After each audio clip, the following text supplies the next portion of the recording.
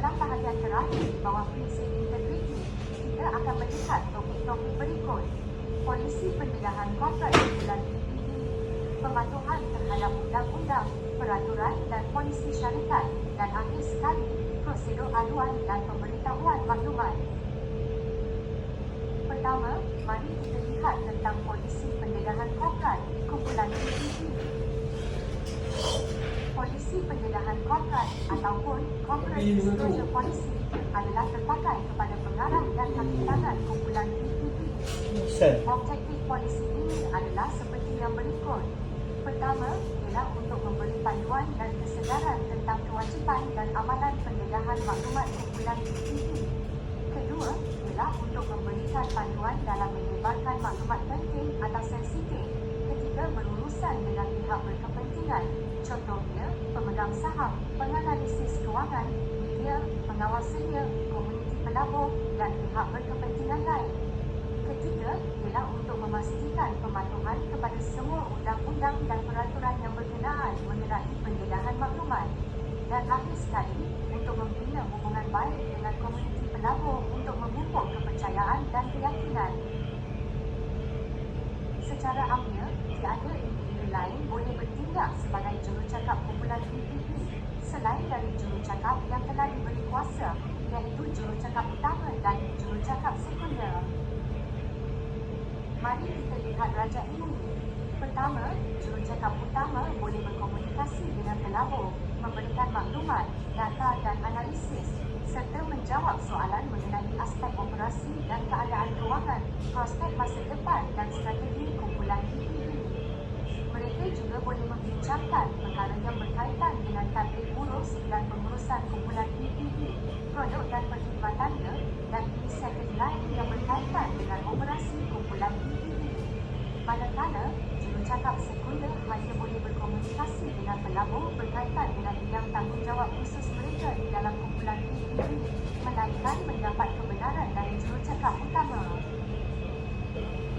Sila ambil perhatian bahawa polisi pendedahan korporat ini tidak terpakai kepada komunikasi yang dibuat di dalam urus niaga biasa yang tidak melibatkan maklumat penting.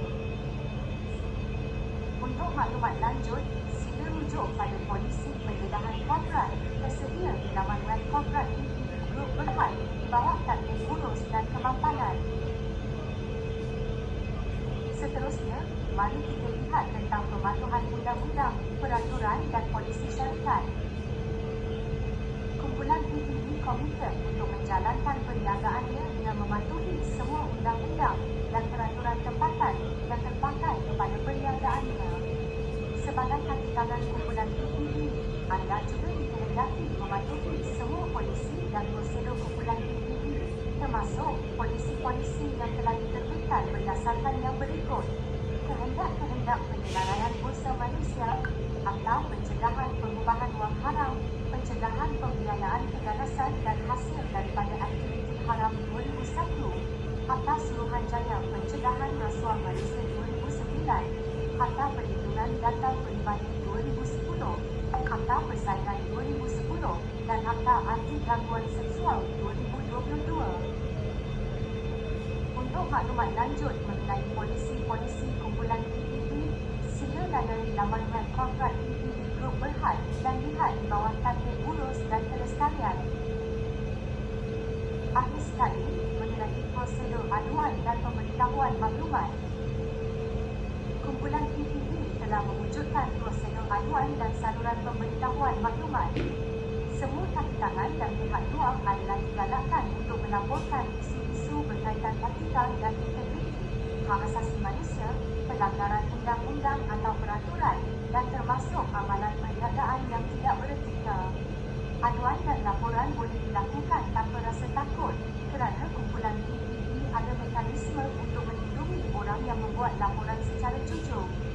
Aduan dan laporan yang diterima akan disiasat dan sebarang pelanggaran boleh membawa kepada tindakan tanda tertib termasuk penyingkiran atau pemecatan. Sekarang, mari kita lihat tentang salah seorang pemberitahu maklumat terkenal di dunia.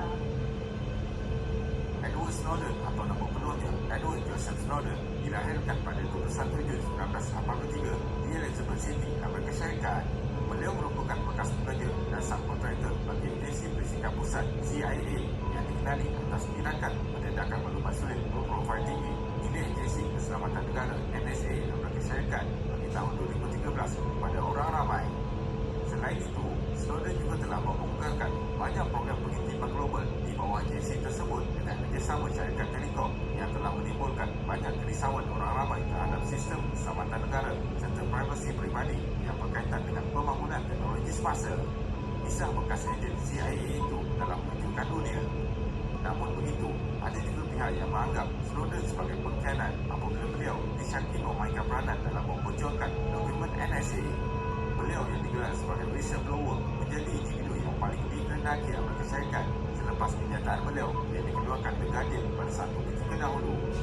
Edward Snowden sanggup meninggalkan segala kemewahan dan hidup dalam pelarian demi mendedahkan kebenaran di sebalik NSA. Nama Snowden disenaraikan dalam sejarah sebagai salah satu pemberi maklumat yang paling penting di Amerika Syarikat bersama Daniel Ellsberg dan Bradley Manning. Untuk mendapatkan maklumat lanjut mengenai polisi dan prosedur pemberitahuan maklumat kumpulan PPP, sila rujuk laman web korporat atau folder awam atau folder kongsi atau halaman SharePoint setiap entiti.